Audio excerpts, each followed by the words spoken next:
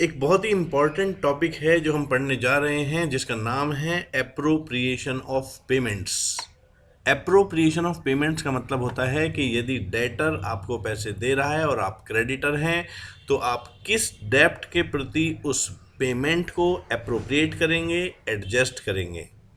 तो ये कहा जाता है कि कभी कभी डेटर ओ करता है बहुत सारे डेट्स एक ही क्रेडिटर पे, और वो बीच बीच में उसे पेमेंट भी करता है, पर वो पेमेंट इतना नहीं होता कि वो सफिशिएंट हो सारे डेट्स चुकाने के लिए। ऐसे केस में पेमेंट को अप्रोप्रिएट यानी कि एडजस्ट किया जाता है डेट्स के खिलाफ, सेक्शन 59 से लेकर सेक्शन 61 तक के अनुसार, इंडियन कॉन्ट्रैक्ट एक्ट को ध्यान में रखते हुए।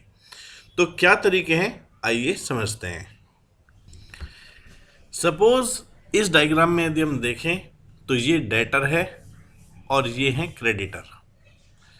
तो यदि कई सारे डेट्स जो हैं वो एक डेटर की ओर से क्रेडिटर को रिसीव होने हैं, तो बिल हैं कई सारे, जैसे बिल नंबर 1 2 3 4 5 अलग अलग डेट्स के। एक बिल है सपोज 1 फरवरी 2016 का, एक है 1 मार्च 2018 का, फिर 1 मार्च 2020, 1 जून 2020 और एक और ही 1 जून 2020 का है।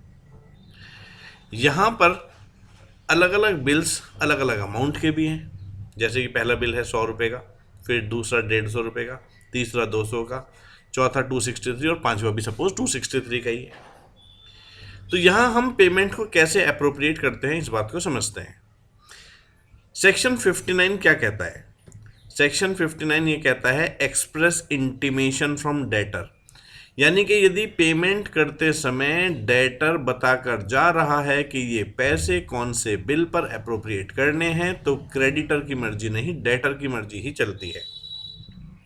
सपोज पेमेंट जो है वो ये कहा गया है कि भाई जो बिल नंबर 3 है उसके अगेंस्ट अप्रोप्रिएट करना, तो फिर क्रेडिटर को जो ये 300 रुपये का 200 रुपये का पेमेंट है, ये बिल नंबर 3 पर ही एडजस्ट करना पड़ेगा, क्योंकि डेटर की मर्जी होती है कि वो कौन सा डेट पहले चुकाना चाहता है।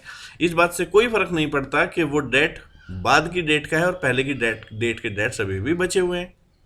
तो यदि एक्सप्रेसली इंटीमेट कर दिया डेटर ने, तो payment applied to bill number 3, then payment shall be applied to bill number 3। कई बार क्या होता है, सर्कमस्टांस इंडिकेटिव होते हैं।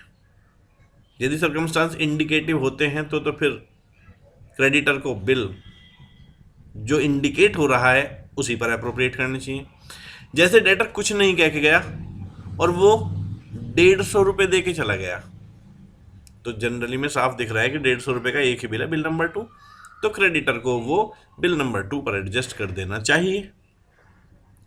हालांकि सेक्शन 60 कहता है no intimation from debtor and circumstance are not indicative, यानी कि ऐसा हो सकता है डेटर पैसे दे के गया और देख के ये तो पता चल नहीं रहा कि कौन से बिल के दे के गया होगा, कह के वो कुछ गया नहीं।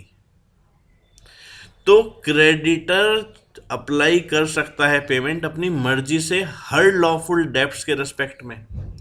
इवन उस डेप्ट के रेस्पेक्ट में भी पेमेंट एडजस्ट किया जा सकता है जो टाइम बार्ड हो चुके हैं, जैसे बिल नंबर 1 टाइम बार्ड हो चुका है, क्योंकि इंटीमेशन डेटर देके नहीं गया, सर्कमस्टांस इंडिकेटिव है नहीं, तो लॉ ने कहा क्रेडिटर अप्लाई कर सकता है पेमेंट अपनी मर्जी से किसी भी लॉफुल डेट ड्यू पर, इवन टाइम बार डेट्स पर भी। जैसे कि डेटर कुछ नहीं कहा, 250 रुपये दे के चला गया और कोई स्पेसिफिक इंटीमेशन उसने दी नहीं, तो अब क्रेडिटर की मर्जी है, वो उसे कैसे भी अप्लाई कर सकता है। जैसे कि उसने 100 रुपये तो टाइम बार डेट्स में एडजस्ट कर लिए बिल नंबर 1, और बाकी 150 रुपये बिल नंबर 2 पे एडजस्ट कर लिए। तो इसका मतलब ये है कि इवन टाइम बार डेप्ट्स को भी एडजस्ट किया जा सकता है क्रेडिटर के द्वारा। जब तक डेप्ट्स उसकी बुक में है, उसने बैड डेप्ट्स कर डेटर खत्म नहीं किया, तब तक पेमेंट तो रिसीव कर एडजस्ट हो ही सकता है। 61st सेक्शन क्या कहता है? Where neither party makes any appropriation, payment shall be discharge in sequence of time. यदि डेटर पैसे दे के चला गया, कुछ कह के नहीं गया, सर्कमस्टांस इंडिकेटिव है नहीं, क्रेडिटर ने भी पैसे लेके रख लिए, लेकिन उसे अप्रोप्रिएट नहीं किया, तो माना यह जाएगा कि अप्रोप्रिएशन सीक्वेंस ऑफ टाइम में अपने आप हो रही है। उदाहरण के तौर पर डेटर यदि 300 रुपये पकड़ा गया, कह के कुछ नहीं गया, तो पेमेंट अप्रोप्रिएट कर दी जाएगी सीक्वेंस ऑफ टाइम में।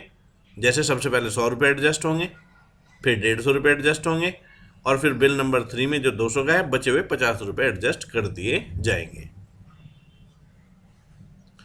कभी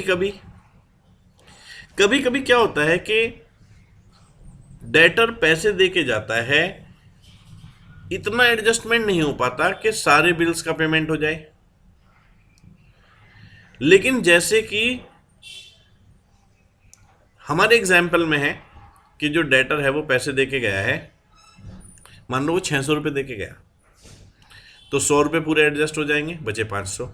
150 रुपये एडजस्ट हो जाएंगे, 200 रुपये एडजस्ट हो जाएंगे, तो 600 में से 450 रुपये एडजस्ट हो जाएंगे, बचे 150 रुपये। अब 150 रुपये बिल नंबर 4 पे एडजस्ट करेंगे 5 पे, क्योंकि दोनों एक ही तारीख के हैं। तो नियम ये कहता है कि यदि इस तरह से पैसे बचे हैं और दोनों बिल्स एक ही तारीख के हैं, जैसे 4 नंबर का भी 5 नंबर का भी, तो इस 150 रुपये को दोनों में एडजस्ट कर देंगे, क्योंकि यहाँ तो दोनों का अमाउंट बराबर है, तो बराबर, नहीं अलग अमाउंट अलग अलग हो तो प्रोपोर्शनेटली। तो जो सेम डेट के बिल्स हैं, तो जो बचा हुआ बैलेंस है यदि वो दोनों को पूरा करने के लिए सफिशिएंट नहीं है, तो दोनों को प्रोपोर्शनेटली उनके अमाउंट के हिसाब से जो डेट है उसे एडजस्ट कर दिया जाएगा। तो ये है पूरा concept of appropriation of payment, section 59, 60, 61। अब इसी चीज को बुक से रीड करते हैं। तो लिखा है एप्रोप्रिएशन ऑफ पेमेंट्स। कभी कभी डेटर ओ करता है बहुत सारे डेट्स सेम क्रेडिटर को और पेमेंट कर देता है, जो कि पेमेंट इतना नहीं होता कि सारे डेट्स को डिस्चार्ज कर सके। ऐसे केस में पेमेंट अप्रोप्रिएट या एडजस्ट किया जा सकता है सेक्शन 59 से 61 के हिसाब से, जिसमें सबसे पहला पॉइंट है एप्लीकेशन ऑफ पेमेंट वेयर डेब्ट डिस्चार्ज इज इंडिकेटेड। जहां पर डेटर ओ करता है सेवरल डिस्टिंक्ट डेब्ट्स एक व्यक्ति को, और वो पेमेंट करता है उसे एक्सप्रेस इंटीमेशन के साथ, या फिर सर्कमस्टांस दिख रहे होते हैं कि पेमेंट कहाँ अप्लाई करना है, तो फिर पेमेंट अकॉर्डिंगली एक्सेप्ट करके वहीं अप्लाई करना चाहिए जहां पर कहा गया है। एप्लीकेशन ऑफ पेमेंट वेयर डेब्ट to be discharge is not indicated. जहां पर पैसे दे तो गया डेटर, पर कुछ कहकर नहीं गया। जहां पर डेटर जो है उसने कोई इंटीमेशन नहीं दिया है और सर्कमस्टांस कुछ इंडिकेट कर नहीं रहे हैं कि कौन से डेब्ट पे क्रेडिटर को डेब्ट अप्लाई करना चाहिए, तो फिर क्रेडिटर अपनी मर्जी से, अपनी डिस्क्रिशन से किसी भी लॉफुल डेट जो एक्चुअली ड्यू है उस पर पेमेंट को एडजस्ट कर सकता है। और चाहे भले ही उसकी डेब्ट की रिकवरी जो है लॉ ऑफ लिमिटेशन में बार्ड हो चुकी हो टाइम से, यानी कि भले ही में टाइम बार्ड डेब्ट्स हो, क्रेडिटर की मर्जी वो एडजस्ट कर सकता है। और तीसरी बात है application of payment where neither party appropriates. Debtor पैसे दे गया, क्रेडिटर ने लेके रख लिया, एडजस्टमेंट कुछ कहा नहीं, तो जहां किसी भी पार्टी ने अप्रोप्रिएशन नहीं करा तो पेमेंट अप्लाई किया जाएगा डेब्ट डिस्चार्ज होने के लिए इन ऑर्डर ऑफ टाइम।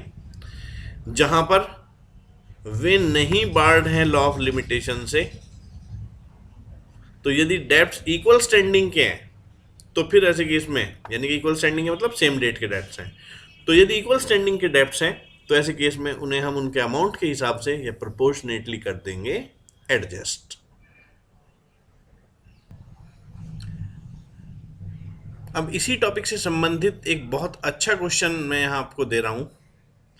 इस क्वेश्चन को पढ़ें और इसका जवाब मुझे कमेंट बॉक्स में लिख के दें। इसके अलावा हमेशा की तरह ये तो मैं कहूँगा ही कि इस चैनल को सब्सक्राइब करें, लाइक करें, बेल आइकन बटन दबाएं ताकि नोटिफिकेशंस और अच्छे क्वेश्चंस हमेशा आपको मिलते रहें। इस क्वेश्चन को आप अपने फ्रेंड्स को भी फॉरवर्ड कर सकते हैं और सबसे कहें कि आंसर कमेंट बॉक्स में लिखें। मैं कमेंट बॉक्स में जवाब देके बताऊंगा आपको कि क्या आंसर है और क्या आपका दिया गया आंसर सही है या नहीं है। Thank you.